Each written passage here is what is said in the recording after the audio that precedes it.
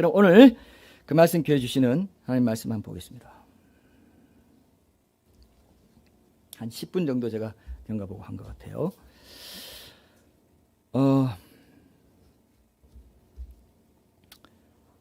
시편 14편 1편.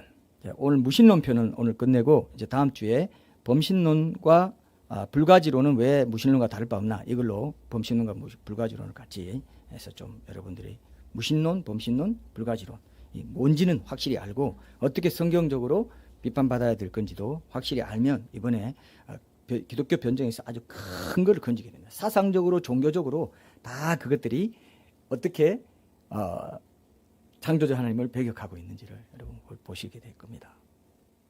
중요한 거 건지는 거예요, 여러분.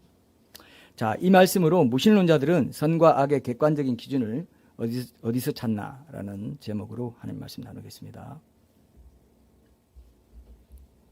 제가 읽겠습니다. 시편 14편 1절. 찾았죠? 어리석은 자는 그의 마음에 이르기를 하나님이 없다 하는도다. 그들은 부패하고 그 행실이 가증하니 선을 행하는 자가 없도다. 아멘. 오늘 영상에 보니까 여러분 1835년, 1831년에 비글호를 타고 갔다가 이제 4년 뒤에 남미의 에콰도르라고 있습니다. 에콰도르에 속한 그 갈라파고스 섬에서 핀치새의 부리가 이제 여러분 이거 다 생물 교과서에 나오죠?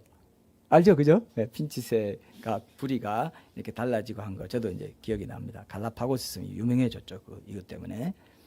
다양한 모양을 갖고 있다는 걸 이제 보고 이게 변이다.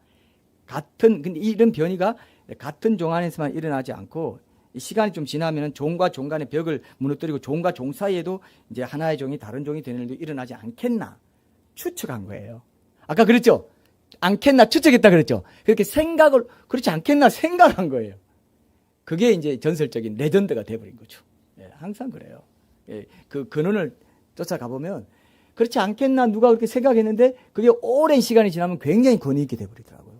그게 얼마나 큰 속임수인지 몰라요. 예. 그래서 이제 바로 이 생각에서 원숭이로부터 사람이 진화해 왔다 하는 주장까지 나오게 된 게 진화론이에요. 근데 지금은 이제 안타깝게도 기독교 안에서도 하나님께서 원숭이로부터 진화시키는 방식으로 사람을 만들었다, 이렇게 주장하는 사람이 나왔다는 거예요. 기독교인인데. 그게 뭡니까? 그럼 무슨 뜻입니까? 원숭이와 사람의 조상이 같다, 이렇게 지금 주장하고 있는 거예요. 기독교인인데. 기독교인 중에 신실하다고 하고 유명한 학자입니다.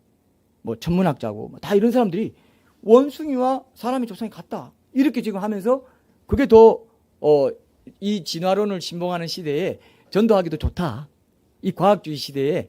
저는 이렇게 얘기하고 있으니까 지금 우리가 굉장히 이건 보통 일이 아니다. 이거는 거의 이제 성경을 완전히 변개시키는 수준으로 갈 수 있겠다. 저도 굉장히 이걸 심각하게 생각하고 있습니다.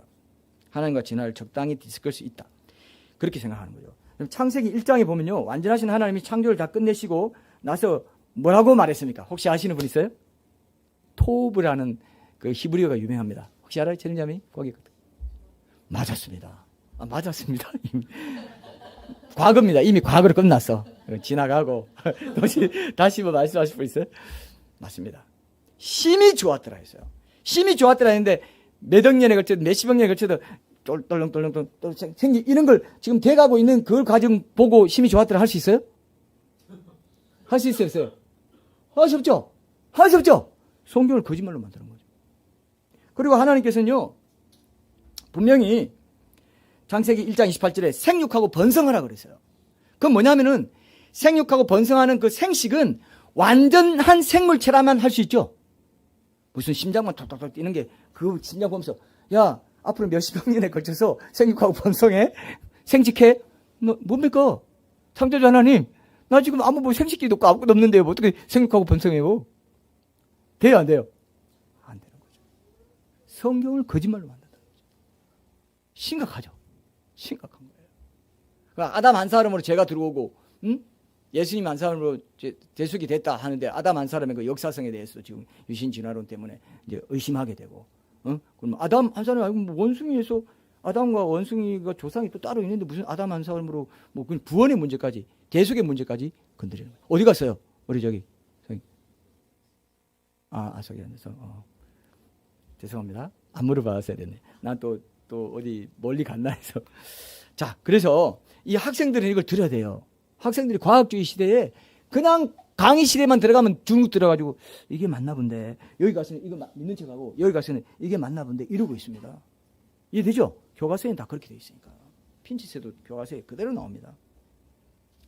이거는 여러분 제가 예를 들면은 개 종류 중에 아는 종류 뭐죠? 제일 귀여워하는 개 뭐예요? 강아지 중에 마티즈, 치와와 어때요? 치와와랑 지금 키우시는 게 포메란 엄청 귀여워요. 완전히 이렇게 고슴도치처럼 무슨 이렇게 찍찍찍 나 있는 느낌, 그죠? 예, 맞아. 그런 것들 또 어떤 게 있어요? 마티즈, 치와와도 있고 또 막 진돗개도 있고 또 있죠. 네, 진돗개처럼. 또 뭐 있어요? 불독 있죠. 나는 불독 볼 때마다 얼마나 웃긴지 하나님이 유머가 있으시다는 걸 느껴요. 이래가지고 동물원 가서 원숭이 보면요, 와, 하나님은 얼마나 유머 하나님이 엄청 유머 있으세요. 우리 천국 가면 알게 됩니다. 하나님 막 웃으세요. 진짜 같죠? 천국 가면 우리가 다 웃어. 모세야, 예, 내 형제요. 모세가 막 그럴 것 같잖아요. 막 나이 많고 청년이에요. 황준아, 나랑 놀자 이렇게 한답니다. 아직도 실감 안 나. 강하숙교 이렇게 많이 듣고도 아직 실감 안 나요?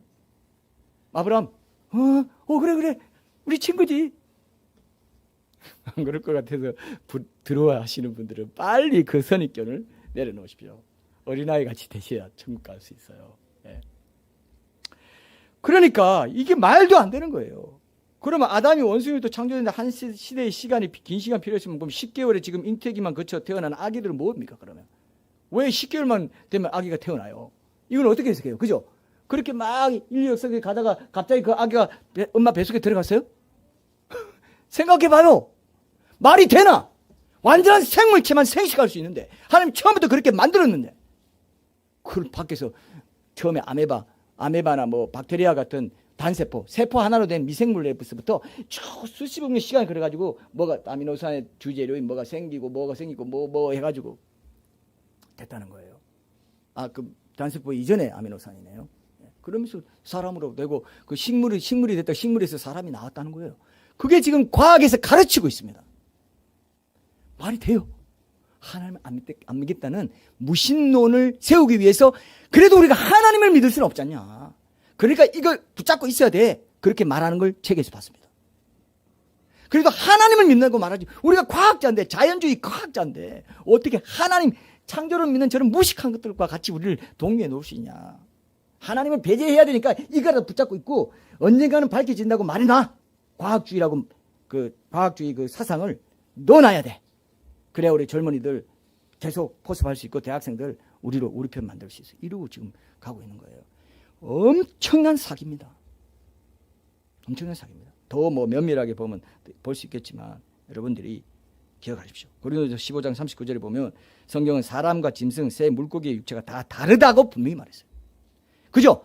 새와 물고기, 짐승, 사람이 다 육체가 다르다. DNA가 다르다. 유전자가 다르다. 다르고 처음부터 하나님은 종류대로 만드셨다 했어요. 처음부터. 아까 여기는 영사에서는 종과 종 간에도 너무 갈 수 있다고 말했잖아요. 근데 하나님은 처음부터 종류대로 모든 식물도 종류대로, 동물도 종류대로 만들었다고 말했다.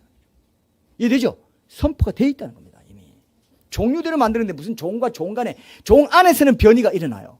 그 핀치새 부리도 달라지고 치와와처럼 생긴 애도 있고 진돗개, 불도 다 하나님이 종류는 다양합니다. 종 안에서, 개라는 종 안에서 종류는 변이를 통해서 다양하게 하나님의 환경에 또 적용하고 이런 때는 이런 식으로 그건 창조질서의 한 부분이에요. 창조질서의 일부가 변이되도록 환경에 따라 뭐 검은 나방이 검은 나방이 옛날에는 산업혁명이 일어나서 막 발전하고 오염이 생기기 전에는 너무 다 배웠죠. 검은 나방이 살기가 좋았어요. 벽도 시꺼맸기 때문에. 하얀 나방이 살기가 좋았어요. 근데 오염되고 이러니까 그때는 검은 나방이 많다가 이제 하얀 나방이 이제 오염되고 하니까 하얀 나방이 살기 어려워가지고 검은 나방이 더 생기고 막 이런 것들은 하나님이 창조주시의 그 일부로 계획을 고안해 놓으신 겁니다. 하나님이 아주 오묘하게.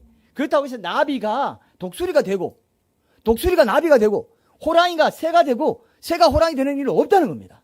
얘기죠? 새 종류도 얼마나 많아요. 아주 많습니다. 개가 많은 것처럼. 근데 종류대로 딱 만들어놓고 그 안에 변이 일어난 건 창조주의 메커니즘으로 그렇게 놔뒀다고요. 자연 발생설을 믿는 사람들은 뭐 이렇게 오래 고기 같은 게 오래 지나면 거기 박테리아가 생기고 구더기가 생기고 이런 거 봐. 그게 자연적으로 발생하는 거 있잖아. 한데 그것도 자연 창조주의 일부입니다. 왜냐하면 산화되는 공기를 막아놓고 아무 공기 통하지 않게 해놓으면 구더기나 이런 거 안 생긴다는 겁니다. 하나님이 그거는 이 창조주의 일부로 이런 식으로 썩어지면은 이렇게 생기도록 해놓은 거라고요. 자연 발생설에 그걸 표본으로 봐서 오해하면 안 되도록 해놓으신 겁니다. 이해되시죠? 이 변이와 변종을 차이를 모르면 소진하는 우리는 인정합니다. 과학도 정말 참된 과학은 인정합니다. 과학이란 게 뭐냐면은 가설을 세워놓고 실험하고 입증하는 거라고요. 근데 이 진화론이나 기원에 대한 거는 실험과학이라고 안 합니다. 역사과학이라고 해요. 시공간적으로 아주 제한적인 데이터와 모델을 따라 가상의 역사를 전제해가지고 이제 추정해내는 거예요. 뭐 신생대기, 뭐 캄브리아기 이런 건 다 역사과학이고 실제적으로 가설을 세워놓고 실험해가지고 입증할 수 있는 이런 게 없는 실험과학이 아니라 역사과학이라고 한다고요. 그건 얼마든지 달라질 수 있는 겁니다. 그런데 그거를 진짜 참된 과학인 것처럼 이거 안 믿으면 다 비과학이라고 말할 수 있습니까?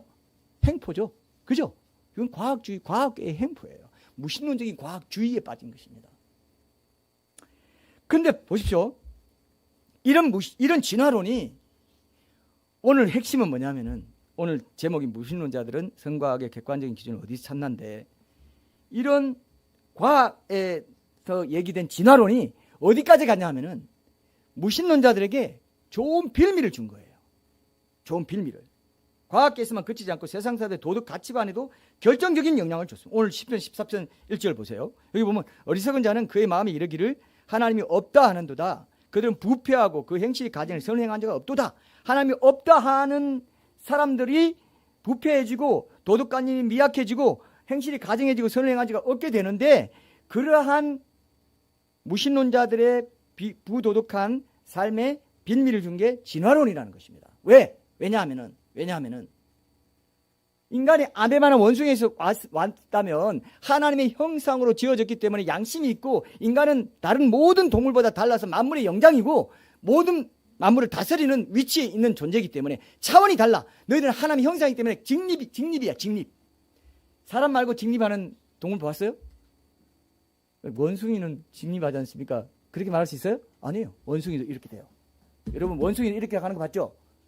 봤어요? 원숭이 이렇게. 처음에 이제 좀 먹이를 주면 막 이렇게 하면서 이렇게 달라고 이렇게 하지. 원숭이는 어떻게? 이렇게 다녀요. 전부 그렇게 다녀요. 사람은 어떻습니까? 사람만 하나님 형상으로 딱 서서 직립으로 다니는 거예요. 그래서 사람에게 양심이 있기 때문에 사람에게만 이런 문제가 도덕의 문제가 있다는 겁니다. 근데 무신론자들에게 진화론은 우리가 아메바나 뭐 원숭이나 뭐 다를 게 뭐야? 뭔 도덕관념 필요해? 프리섹스라고 하고 성해방 뭐 이런 거 이런 얘기를 하면서 진화론이 들어오면서요. 창조론이 이렇게 약화되면서 엄청나게 많은 그런 요즘도요. 여러분 황혼동거라고 들어보셨어요? 황혼동거. 지금 프랑스나 뭐 유럽 같은 데는요. 그냥 결혼을 거의 잘 안 해요. 이제 동거를 합니다. 법적으로 뭐 이게 프리하게 하면서 동거하다가 또 뭐 어떻게 보면 동물로 보면 그들 그렇게 생각하지만 짝짓기 하다가 좋은 짝 만나면 짝짓기 하고 살다가 또 뭐 아니면 그냥 딴 사람 만나서 하고 이렇게. 지금 황혼동거라는 말이 있는데 여러분 자 황혼동거는요 그냥 뭐 이혼한 사람들끼리 만나가지고 마음 안 맞으면 또 다른 사람 만나가지고 이렇게 하는 거예요. 법적으로 제약될 것도 없고 뭐 재산권 뭐 이런 것도 다 프리하게 서로 뭐 나이스하게 우리 뭐 마음에 한 2, 3년 살다가 또 뭐 다 지금 그렇게 돼. 지금 젊은이들도 그렇게 가고 있고. 그러면 여러분 결혼이라는 이 제도가 깨지는 것을 통해서 여러분들이 이게 말세라는 걸 알 수 있다고요. 그죠? 아주 중요한 표징입니다. 동성애도 그렇고 창조 질서를 어그러뜨리고 있는 것입니다. 서로 사랑하니까 같이 산다 별로 대수롭지 않게 여기지만요, 제가 유튜브에 영상도 찾아보니까 황혼동거 이런 거 찾아보니까 정말 그런 부부가 나와가지고 우리는 뭐 그냥 좋아서 그냥 자기라고 하면서 산다고 막 이런 식으로 실제로 그렇게 나오더라고요. 근데 하나님께서 보실 때는요, 이런 황혼동거나 지금 유럽에서 젊은이들이 결혼하지 않고 그냥 동거로 하는 것을 어떤 상태라고 보실까요? 두자인데 알죠 여러분? 어떤 상태일까요? 그들 어떤 상태에 지내고 있다고 볼까요? 하나님께서. 맞습니다. 오늘 최림 자매님이 뭔가 총기가 굉장히 오늘 두 분 이렇게 이연타로 하기는 쉽지 않거든요. 저 뒤에 원래 진돗개가 죄송합니다. 원래 진돗개 저분이 저기 황태자로서 이걸 잘 아시는 분인데 새롭게 황태녀로, 예. 황태가 좀 이상하네요. 예. 자, 황태녀, 황태자 바로 가까이 지금 앉아 계신데, 우리는 그게 간음 상태라고 진단하세요. 지옥 가면요, 엄청나게 무서운 벌이 있습니다. 지옥은 아주 실제적입니다, 여러분. 제가 전에 광부판 몇백 미터 내려간 그 광산 그 굴 제가 사진 올려 나눈 적 있죠. 지옥 가면요, 여러분 보세요. 지옥에 가면은 우리가 깊은 그런 강원도에 가면 그런 게 있더라고요. 강원도에 가면 뭐 무슨 그 동물 들어가는 거 있죠. 뭐라고 하죠 그걸? 그렇게, 예? 예, 뭐 그런 거, 종류석 같은 거 이렇게 떨어져 있고, 거기 가면 가끔 이렇게 굉장히 좀 오돌도돌하면서 굉장히 실감나게 이렇게 막 습기가 차 있고 막 물도 떨어지고 이런 거 있잖아요. 지옥 가면요, 그대로 있습니다. 너무 생생해요. 이게 지옥이 이렇게 실제적인 곳이구나 알게 됩니다. 지옥에 그런 그 암벽 같은 벽이 있고요, 물도 뭐 이런 더러운 것들이 떨어지고 까만 물들이 떨어지고 막 이런 것들이 너무 실제적인데 괴물이 실제로 있어요. 그리고 몽둥이 들고 칼로 찢고 뽑고 자르고 난리치는 게 실제로 있어요. 말로 표현 못할 공포가 있어요. 성경이 무한하신 하나님이 지옥을 만들었다 했을 때는요, 우리 인간의 성정으로는 감당이 안 돼요. 그래서 우리가 영원히 이제 부활한 이 지옥에서도 영원히 살기 위해서 부활해야 돼요. 영원히 멸망받을 몸으로 부활합니다. 부활한다고 그랬죠? 우리는 주님 오실 때 부활하고요, 믿지 않는 자들은 또 최후 심판 때 부활해가지고 영원히 죽지 않는 몸으로 지옥에서 형벌 받는다고요. 그게 우리 앞에 놓여진 현실입니다. 제가 기독교 변증으로 그렇게 뭐 이렇게 해야 됩니다, 이렇게 해야 됩니다, 뭐 전도자로서도 하고 목회자로서도 하고 이렇게 한 것이 그게 거짓말 아니에요. 왜냐하면 성경에 있기 때문에. 저는 뭐 아무 권위 없죠. 저는 아무것도 안 해요. 그러나 제가 말하는 게 성경에 있는 거고 성경을 대언하는 것이라면 여러분들 이거를 붙잡아야 됩니다. 맞습니까? 그저 교회만 왔다 갔다 하고 딸랑딸랑 하고 다니고 문화적인 기독교에 심취해가지고 난 그래도 어느 부서 섬기고 뭐 하고 와, 한국 개신교가 그런 면에서 굉장히 형식적인 알맹이 없는 그런 기독교로 많이 전락했다는 게 전 세계에서 그걸 지적하고 있고 한국에서 깨어있는 사람은 그걸 지적하고 있어요. 종교적으로 신앙생활을 하게 만들었다 이겁니다. 알맹이가 없다 이겁니다. 일상 속에서 예수님 말씀에 목숨 거는 사람이 없다 이겁니다. 아주 드물다 이겁니다. 그건 기독교가 아니라고 말하는 거예요. 원래 그랬습니다. 초대교회부터. 지금은 나 그래도 교회 다니는데 주일 성수하는데 11조 내는데 헌금하는데 뭐 하는데 그거 갖고 안 된다는 겁니다. 그거는 그냥 형식적인 내 표현이에요. 공예배 아주 귀히 여기는 거 아주 중요하죠. 그것도 100% 중요해요. 그러나 일상에서 예수님의 성품을 닮아서 나를 부인하고 예배자로 사는 똑같이 중요하다 이거예요. 근데 요거만 중시하고 요거는 엎었다. 그러면 이제 완전히 알맹이 없는 기독교가 되는 거죠. 이해되십니까? 이걸 붙잡으세요. 마지막 때의 메시지가 이런 거라고요.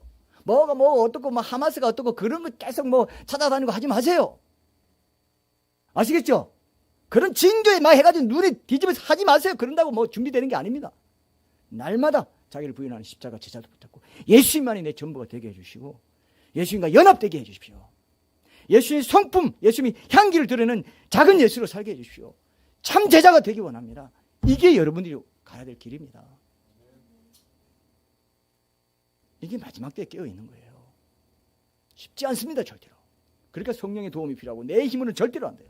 그래 기도해야 되는 것이고 말씀을 깊이 묵상하고 말씀을 마음에 담아야 되고 통독하면서 말씀이 내 영혼에 관통하게 해야 된다는 것입니다. 그럴 때 이 길을 갈 수가 있기 때문에 지식을 많이 쌓으려고 너무 욕심내지 마십시오. 이 길을 가는 것은 그하고 또 상관없는 아주 순전한 심령이 될 때만 이 길을 갈 수가 있습니다. 믿습니까 이거? 이걸 붙잡으세요. 지식력이 있는 사람들은 어린아이처럼 되지 못하는 걸 많이 봤습니다. 내 친구 교수도 있고 다 있는데요. 보면요. 안 그래요. 순수하지 못해요. 순전하지 못해요. 어린아이같이 되지 못해요. 예배자가 되지 못해요. 이해되죠? 죽고 사는 문제입니다. 지옥은 아주 실제적입니다. 아주 실제적입니다. 너무 심각한 문제예요. 무신론자 하는 것도 우리 안에 무신론적인 요소들을 지난주에 제가 말씀드린 거죠. 그런 것들을 잡아내는 의미도 있지만 우리가 기독교 변증 차원에서도 이걸 확인하는 시간을 우리가 갖기 때문에 조금 이제 생소한 개념이 있더라도 여러분이 잘 따라오시면 아 그렇구나. 인간이 도덕관념이 있는 것 자체가 신이 존재한다는 것일 수밖에 없구나. 이걸 아셔야 돼요. 이해되죠? 우리 젊은이들은 이거 붙잡으셔야 됩니다. 우리 절대로 흔들리지 않습니다. 자, 동물들끼리 서로 교미하는 걸 보고 둘이서 간음했다고 생각하시는 분? 뭐 제가 너무 어려운 질문을 해서요? 동물들이 막 어떨 때 보면 너무 개가 막 길거리에서 막 교미하고 이러 이거 상스럽게 저 뭐야? 이렇게 한 적이 있어요. 뭐 이러고 하고 이상한 뭐야 저거 이렇게 그 교미하는 거지. 그 간음하고 있는 거 있어요? 걔는 개 결혼한 거 봤어요? 걔가 결혼하던가요? 결혼 언약 맺던가요? 그냥 길거리 마음이 이러면 빽 가서 그냥 교미하려고 하고 막 난리쳐요. 그건 교미죠. 간음이라고 말 안 합니다. 간통이라고 말 안 해요. 강간이라고 말 안 해요. 그죠? 근데 실제로 밥이 안 나옵니다. 백상어는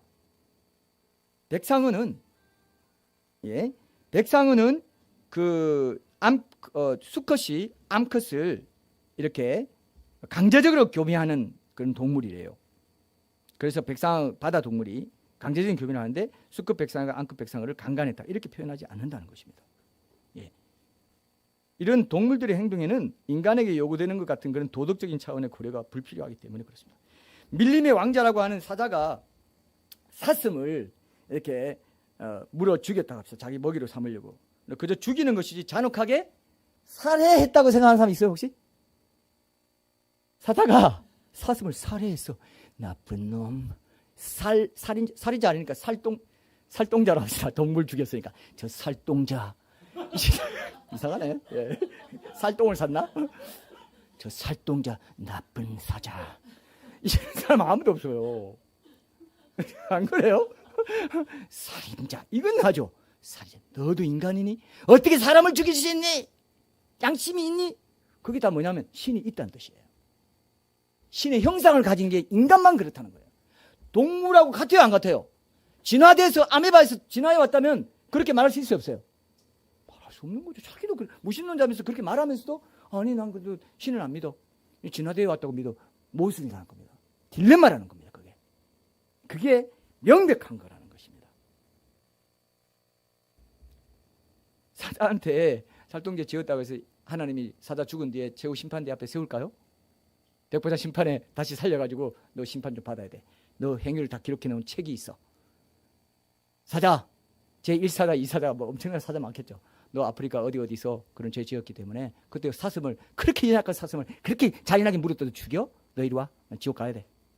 그렇게 하겠어요? 절대 그렇게 안 합니다. 사자는 양심이 없어요. 하나님 형상이 아니에요. 하나님의 형상을 가졌기 때문에 우리는 사랑과 공의를 행하는 본능이 주어진 겁니다. 우리 마음에 다 사랑과 공의가 잣대가 있어요. 그죠? 저건 사랑 아닌데? 저건 공의롭지 않은데? 뭐야? 공평하게 해야지. 그런 마음이 있어요, 없어요? 다 있다고. 가르쳐주지도 않았어. 내 마음에 생리적으로 본능적으로 내재되어 있는 사랑과 공의의 잣대가 있다고요. 성품이 그게 있다고요. 너 그건 사랑하는 게 아니야. 왜 미워하니? 그러지 마. 하죠? 친구한테 그러죠? 가르쳤어요? 안 가르쳤어요? 공의가 딱 공의의 잣대가 딱 들어가 있어요. 그거 뭐 그따위가 다 있어. 그런 취급받고 가만히 있었어? 누가 안 가르쳐줬어? 그렇죠?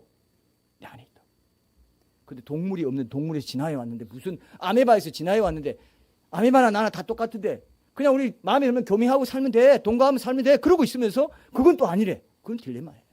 그건 가짜라는 뜻이고 속이고 산다는 뜻이에요. 아니 속이고 속고 사는 거예요. 속아주고 사는 거예요. 왜? 여기 말씀해 보세요. 부패하고 행실이 가증하고 선을 행한 자가 없는 삶을 자처하고 있다.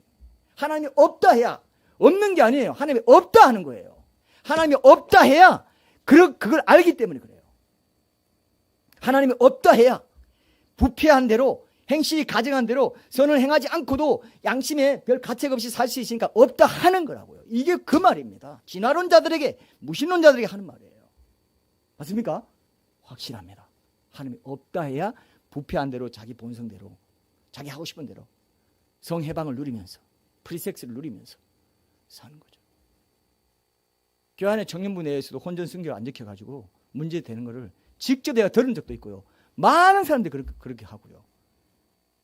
전도사와 청년부 지체랑 그렇게 돼가지고 잘못돼가지고 쫓겨나고 뭐 이런 일도 참 많이 일어난 거를 제가 알아요. 제가 목회자로 오래 살았지 않습니까? 이게 보통 일이 아닙니다. 교회 안에 들어왔다고 된 게 아니에요. 진짜 진실한 그리스도인 돼야 되는데 교회 다닌다, 얼마 다녔다, 나 모태신앙이다 그걸로 뭔가 삼으려 하는 그게 문화적인 기독교가 된 것이고 기독교의 이종이 생긴 거예요. 변종이에요. 변종. 변이도 아니에요. 변종이에요.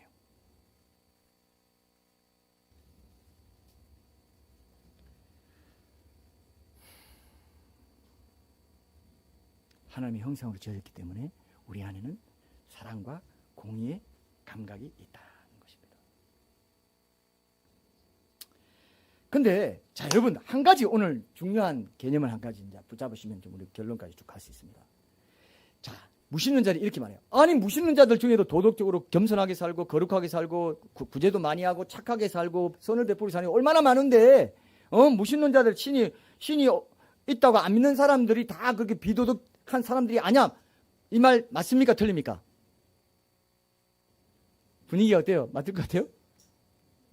맞죠? 무신론자 중에 고상한 사람이 굉장히 많습니다. 이해되죠? 선을 행하고 구제하고 예? 세상 사람들 볼 때는 야 정말 고상하다 굉장히 많아요. 이게 뭐냐면은 신을 믿고 안 믿고 해서 이 부분이 결정되는 게 아니라는 겁니다. 신의 존재 때문에 우리에게 도덕관념이 있다는 거랑 그거는 다르다는 겁니다. 신의 존재를 믿고 안 믿고랑 신이 존재하기 때문에 네가 지금 마음에 도덕관념이 있다고 말하는 거랑 이해됐습니까? 이해됐습니까? 신을 믿고 안 믿고는 신을 믿고 안 믿고 하는 거랑 그 도덕관념이 있는 거랑 신을 믿는 거랑 관계없다는 거예요. 왜 신을 믿고도 신자들처럼 도덕관념 없이 살아갈 수 있거든요. 얼마든지 자유의지로 자유롭게. 그죠? 그것처럼 신을 안 믿어도 자기 마음의 어떤 그런 뭐 이렇게 계몽된 그것에 따라 또 자기 환경에 따라 뭐 여건에 따라 얼마든지 선을 베풀고 살 수 있어요. 근데 문제는 내 안에 내재된 본능적으로 내재된 이 도덕관념이 선과악을 구분하고 가치나 의미를 찾고 뭐 이렇게 하는 게 신이 계시기 때문이라는 그거를 무시해버리는 그게 무신론자들의 딜레마라는 겁니다. 신이 계시기 때문에 내 안에 도덕관념이 있다는 것과 신을 믿고 안 믿고 하는 것에 따라 내 안에 도덕관념이 얼마나 있고 하는 건 다르다는 거 이해되시죠? 이걸 알아야 돼요. 그래서 무신론자들 중에도 도덕적인 사람들이 많습니다. 그러나 그들은 신의 존재를 인정하는 걸로 연결해서 종교적인 어떤 그런 개념과 연결해서가 아니라 인간 중심주의적이고 이성의 자율성을 기반으로 하고 어떤 인간의 어떤 뭐 도덕 규범 같은 거는 인간의 합의에 의해서 된 거고 사회적인 규범이지 그거는 도덕적인 절대성, 보편성을 가지고 우리한테 이 신의 존재를 이게 증가할 재료로 삼아서는 안 된다 이렇게 말해요. 근데 여러분 인간의 합의는 바뀝니다. 사회 규범도 바뀌어요. 예를 들면 노예 제도를 폐지하자 했을 때 노예 제도를 용인하는 게 사회 규범이었죠. 옛날에는 그죠?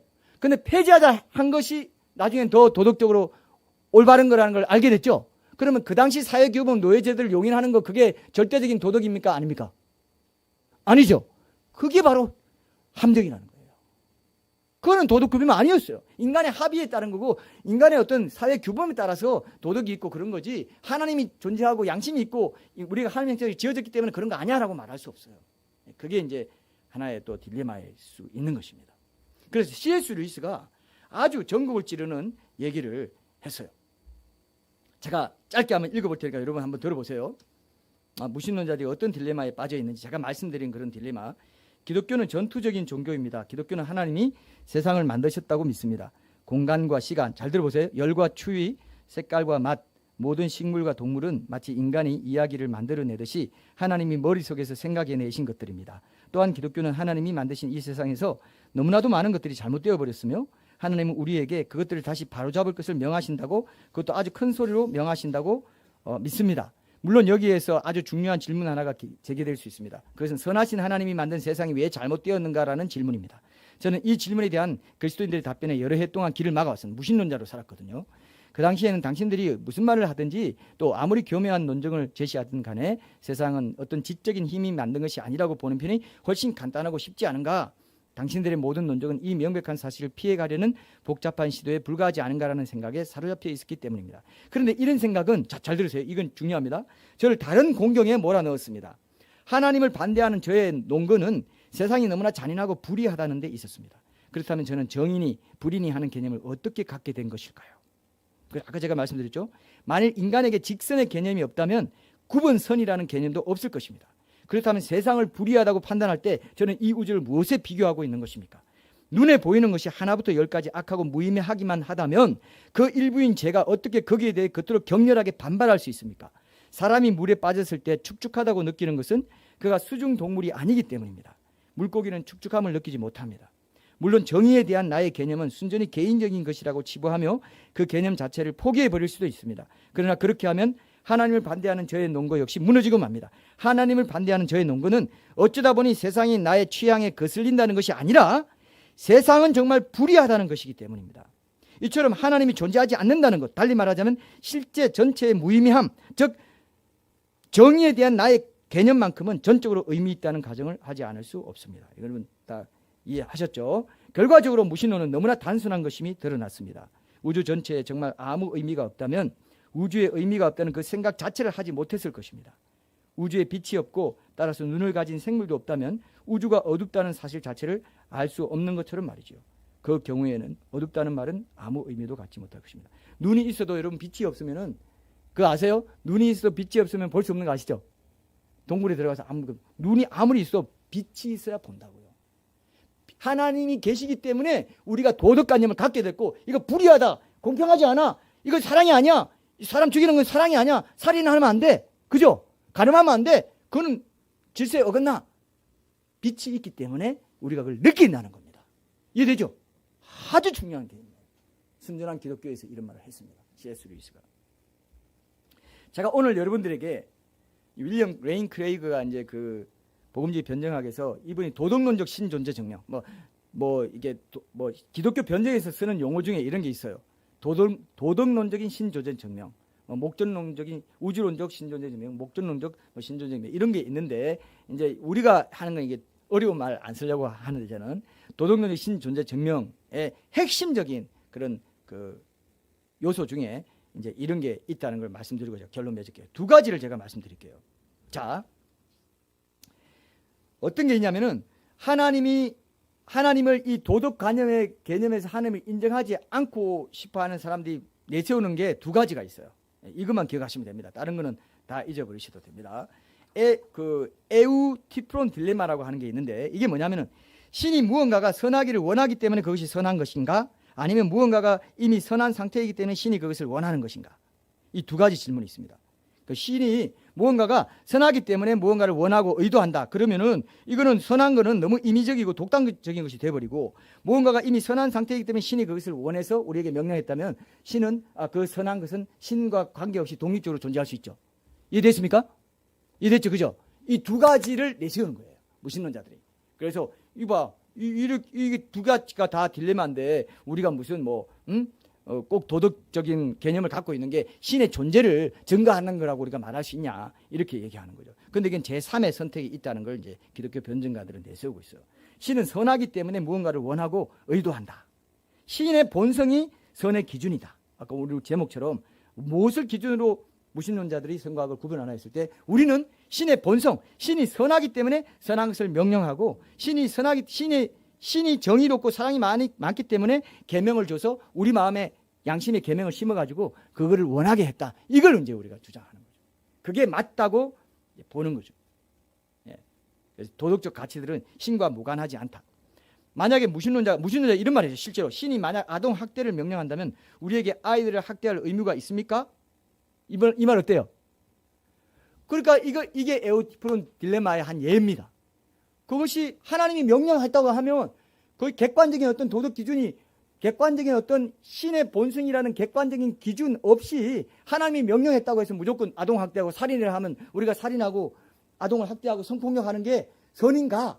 이렇게 말할 수 없을 만큼 우리 양심이 이미 견고하게 신의 본성으로 박혀 있다는 겁니다. 이해되죠? 그게 객관적인 사실이라는 것입니다. 이걸 잘 이해하십시오. 아주 중요한 개념입니다. 신이 명하기 때문에 신이 본성이 선하고 완벽한 기준이 되기 때문에 십계명이든 계명이든 이 모든 것들이 도덕관념이 생겼다. 그리고 양심이 있다. 이렇게 우리가 얘기할 수 있고, 또 한 가지는 이제 요게 이제 마지막으로 우리가 볼 부분인데, 또 한 가지는 뭐냐면요, 플라톤이 말한 겁니다. 플라톤은 도덕적 가치는 스스로 존재한다 이렇게 말했어요. 그러니까 선은 자체적으로 존재하는 이데아의 일종이고 스스로 존재한다. 그래서 후대의 기독교 사상가들도 플라톤이 정의한 선을 신의 도덕적 본성과 동일시하면서 좀 따왔어요. 신플라톤주의라고 해가지고 이런 식으로 이제 여러분 그 사상 시간 다 배우셨죠? 신플라톤주의 배웠죠? 그런 게 다 어거스틴 누구 영향 아리스토텔레스 영향 누구 영향 받은 거는 무슨 주의고 이런 게 다 나옵니다. 그렇게 했는데 사실은 이게 맞지 않다는 기독교 변증가들은 이제 알게 된 거예요. 자, 여러분, 도덕적 가치의 정의가 스스로 존재한다고 할 때, 자, 여러분, 자, 보세요. 예를 들어볼게요. 스스로 개념만으로, 관념만으로 존재하는 정의가 있어요. 스스로 존재하는, 이데아의 일종으로 존재합니다. 그럼 그 정의를 우리에게 어떻게 적용할 수 있을까요? 우리가 그 정의를 따를 필요가 있어요, 없어요? 그냥 중립적으로 정의가 존재해, 나는 정의야. 존재하고 아무 인격을 가진 것도 아니고, 우리에게 명령하는 것도 아니고, 안 하면 뭐가 따르는 것도 아닐 때 우리가 정의를 따를 필요가 있어요, 없어요? 따를 필요 없죠? 플라톤은 그걸 말한 거예요. 말이 안 되는 거예요. 왜 우리가 그 정의대로 살아야 되고, 왜 정의의 관념을 우리가 고민하면서 그게 우리를 맞춰야 되고, 이건 뭐냐? 공의나 정의라는 것은 반드시 인격자가 있어야 의미가 있다. 이거를 발견하는 거죠. 기독교 변증가들이. 신의 성품과 관련된 정의, 신의 성품과 관련된 사랑, 신의 성품과 관련된 어떤 공의, 이것일 때 우리가 도덕적인 의무감을 갖게 된다는 겁니다. 그렇지 않고 스스로 정의가 존재하면 우리가 의무감 가질 필요가 있어 없어요? 뭔데 지가 정의, 그럼 나 정의 객관적으로 아는데 어떡하라고? 이렇게 되죠. 그러니까 반드시 인격적인 존재가 완전한 신의 성품으로 공의로 사랑으로 존재할 때만이 우리가 양심에 끌려서 저러면 안 되는데 하면은, 왜 여러분 죄 지을 때 이런 말이 있더라고요. 죄 지을 때 달이 너무 밝아 그러면 두근두근한데요. 누가 보나? 이렇게. 그런 거 한 적 없어요? 누가 웃었어요 오늘? 웃은 분은 한 적이 있어요. 달 빛나는 밤에 몰래 한 거예요. 본 거예요. 사극 같은 데 보면 달밤에 만나가지고 좋아가지고 청춘 남녀가 이렇게 했다 합시다. 유부남 유부녀가 나쁜 짓 했다 합시다. 다 본 거죠. 하나님 자기 양심에 거슬린 거죠. 그게 블랙박스가 된다고 그랬죠. 딱 다 풀립니다. 직구한다고 그랬어요. 하나님께 직구한다고 그랬어요. 모든 블랙박스 풀린 게 모든 있은 일이 1초도 안 걸려요. 영의 시간은 여러분, 영의 시간은 육의 시간이 아니에요. 영의 시간에 딱 들어가면요, 우리가 심판받을 때, 최후 심판대에 1초도 안 걸려서 모든 태어날 때부터 죽기 직전까지의 모든 생각과 말과 행동이 다 풀립니다. 다 직구하게 돼요. 그래서 심판받게 됩니다. 이게 우리가 믿는 무한하신 하나님의 심판의 권능이에요. 그렇기 때문에 플라톤도 아니고, 아까 그 딜레마, 에오디프론 딜레마 그것도 아니고, 인간의 번영에 기하는 걸 이제 애매하게 이제 이것도 다 안 되니까 이렇게 말해요. 인간의 번영에 이제 도덕 가치와 의무의 객관적인 실체를 확실한 것으로 이제 다 여기고 있는데, 이렇게 말해요. 인간의 번영에 기하는 건 기하는 것은 무엇이든 선하고 그와 반대되는 것은 무엇이 되었든 나쁘다. 이런 식으로 말해요. 그럼 자, 이제 기독교 변증가들이 또 반론을 제시했습니다. 그러면은 개미나 생쥐의 번영에 도움이 되는 것과 인간의 번영에 도움이 되는 것 차이가 있냐? 차이가 있어요, 없어요? 차이가 있어요? 차이가 없다는 겁니다. 그죠? 차이가 없어. 인간은 하나님의 형상으로 지어졌기 때문에 인간의 번영에 가치 있다고 생각하고 우리가 할 수 있죠. 그러나 생쥐나 개미나 아메바의 번영에 도움이 되는 거나 인간의 번영에 도움이 되는 거나 진화론적인 입장에서 볼 때는 차이가 없다는 겁니다. 그게 아주 딜레마. 그래서 무신론이 내놓는 것마다 기독교 변증가들이 그거는 이래서 안 돼. 그거는 저래서 안 돼. 왜? 그게 창조 질서가 아니거든요. 자기 마음에 계속 거슬리는 것을 억지로 하나님이 없다. 자기 부패한 본성대로 행실이 가증하고 선을 행한 자가 없는 상태로 살고 싶으니까 없다 하는데 그게 딜레마가 계속 나오는 거죠. 그래서 딜레마라는 이름이 붙었어요. 디프론 딜레마, 무슨 딜레마 이렇게. 플라톤주의도 딜레마죠. 그냥 객관적으로 이데아의 일정으로 스스로 존재한다. 스스로 존재하는 우리가 왜 따라요? 왜 따라야 되겠다는 마음이 들어요? 신이 존재. 인격적인 신이 본성적으로 그것을 주장하고 있기 때문에 주관하고 있기 때문에 그렇다라고 우리는 말할 수밖에 없다는 겁니다. 그래서 결론적으로 무신론자들은요 구원의 필요성을 제거해 버렸습니다. 하나님의 형상으로 창조되었다는 안 믿기 때문에 하나님의 사랑과 공의를 반영하는 도덕적 원칙을 인정하지 않기 때문에 죄 문제를 해결할 필요도 없다 되겠죠? 그러면 구원의 필요가 있어요 없어요? 없는 거죠.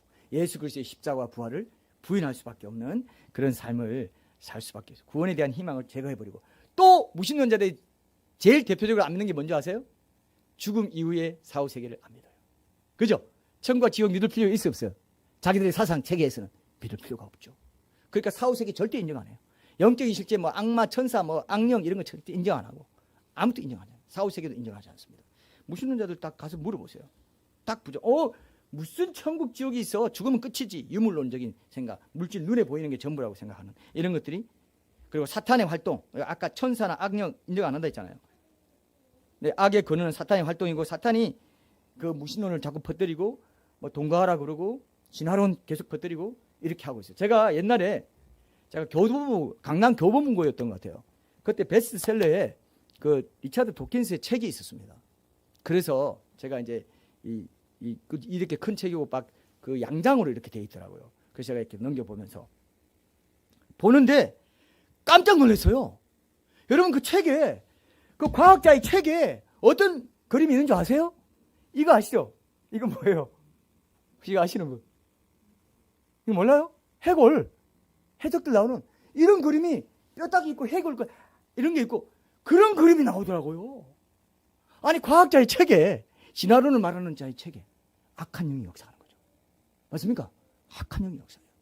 리차드 도킨스가 그래서 영국 런던에요 버스에다가 그 팻말을 이렇게 붙여놨어요. 현수막을 신은 아마 없을 것입니다. 당신의 생을 즐기십시오. 그 알죠 유명한 거. 그걸 1년 동안인가 그 자기 돈 들여가지고 영국 런던 버스에 그 현수막 걸고 다니게 있어요. 그 앞에서 사진 찍고 막 이렇게 여자들이 사진 찍고. 그런 사람이 리차드 도킨스인데 그 사람의 책에 마귀의 표시가 있더라고요. 악한 영의 활동이죠. 악한 영의 활동에 대해서 저는 인정하지 않습니다. 그러니까 그들은 완전히 눈이 휘어가지고 끝내 하나님을 던지고 지옥에 갈 수밖에 없는 그런 삶을 살게 되는 것입니다. 그래서 여러분 결론을 맺읍시다. 창조자가 없다면요 심판자도 없어요. 그렇죠? 창조자가 하나님이 없다 하는도다 하는 사람은 심판을 믿지 않기 때문에 부패한 대로 악행을 하고 행실이 가증하고 선을 행하는 자가 없는 상태로 살아도 아무런 그런 악한 영이 그 양심을 무디게 해놓고 양심을 잠재우고 양심에 화인 맞게 하는 그런 상황까지 가요. 여러분 무신론자들도요 약간 이렇게 왔다 갔다 하면서 좀 이렇게 유들유들한 무신론자가 있어요. 그런 사람 봤어요? 약간 조금 이렇게 그런가 이런 좀 믿음이 약한 무신론자가 있어요. 믿음이 연약한 무신론자가 있어요. 예? 무신론자 중에도 믿음이 간 게 확실히 있습니다. 확실히 믿습니다. 이런 사람이 있어요. 무신론자 중에도 굉장히 믿음 신심이 대단해. 무신론에 대한 신심이 대단한 무신론자가 있어요. 예. 그런 사람은 화인 맞은 거예요. 양심에. 그런 단계까지 갑니다. 여러분들 계속 하나님께서 이렇게 불러도 응답이 없고 그러잖아요. 그러면 어떤 면에서 어떤 한 단계에 여러분들이 처지게 되는 것들을 느낄 수가 있어요. 이해되죠? 기회가 계속 있는 게 아니에요. 난 그렇다고요. 난 그렇다고 생각합니다. 그럴 때 여러분이 영적으로 유익합니다. 기회가 계속 있는 게 아니에요. 무한정 있는 게 아니더라고요. 그죠? 우리 시간도 7, 80년 제한돼 있잖아요. 여러분들이 이 말을 듣고 할 때 하루하루 미루지만. 제가 늘 하던 말, 이사 가면 하지, 우리 애 대학 보내면 하지, 뭐 하면 하지, 뭐 하면 하지. 해보세요. 그러면 하는가? 그때 가서 또 하는가? 하든가요, 안 하든가요? 자기를 돌아보세요. 안 합니다. 안 합니다. 리더십 스쿨 끝나면 하지. 할까요, 안 할까요? 하겠죠. 안 해요. 안 하기 쉬워요. 왜? 또 다른 구실을 갖고 오거든요. 야, 끝날 때 따고는 오늘 진짜 효녀에다가, 그죠? 깨어났어요? 안 깨어났어요? 그렇구나. 또 끝났는데 깨어나도 됩니다. 여러분, 창조자가 없으면 심판자가 없습니다. 여러분, 창조자를 인정하고 무신론자가 안 되겠다고 결심한다면 심판자를 인정하십시오. 이게 오늘 결론이에요. 반드시 심판한다 했습니다. 하나님 모든 일을, 모든 은밀한 일을, 전도서의 마지막 장이, 마지막 절이 뭡니까? 모든 은밀한 일을 선악간에 심판하시리라. 선악간에 좋은 것도 칭찬해줘, 상 줘요. 악한 것도 심판하고 형벌 주고, 선악간에 선이든 악이든 다 하나님이 너는 이게 진짜 좋은 선이었다, 너도 이런 일을 했네, 심판합니다. 다 해줍니다. 왜? 선악의 기준은 하나님이시니까. 하나님의 절대 기준. 인간이 볼 때는 굉장히 선하고 신실해 보이고, 야, 저 사람 잘생기고 어떤다. 하나님 보시면 너 아닌데? 바로 나옵니다. 맞죠? 선악의 기준은 하나님밖에 없어요. 인간이 아니에요. 근데 목회자한테 두고, 누구한테 두고, 총회장한테 두고, 뭐에 두고 이렇게 살면 안 돼요, 여러분. 그죠? 속는 거예요. 그 사람 다 왜곡된 어떤 인간이기 때문에 자기가 더 원하는 것들이 있는 그 시각으로 여러분들을 독려할 것이고, 어떻게 하라 할 것이고, 얼마든지 그럴 수 있습니다. 근데 기도와 말씀 가운데 깨어있고 참된 순수한 신령과 진정으로 영과 진리로 드린 예배에 깨어있는 자만 하나님의 기준을 계속 보게 됩니다. 맞습니까? 양심이, 선한 양심이 하나님을 찾아가는 거예요. 계속 선한 양심이 자꾸 닦여요. 선한 양심이 돼가지고 저땐 아이가 엄마 품에 안겨가지고 엄마 탁 쳐다보는 것 같은 그런 상태가 돼요. 그때 심판에서 자유롭고 진리를 알지니 진리가 너를 자유케 하리라.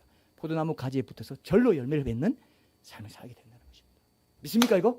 우리 함께 창조자를 내가 믿는다면, 무신론자가 아니라면 난 심판도 믿어야 되겠구나. 이거를 기억하시고 우리 회개하고 결단하는 기도하십시다. 기도하겠습니다.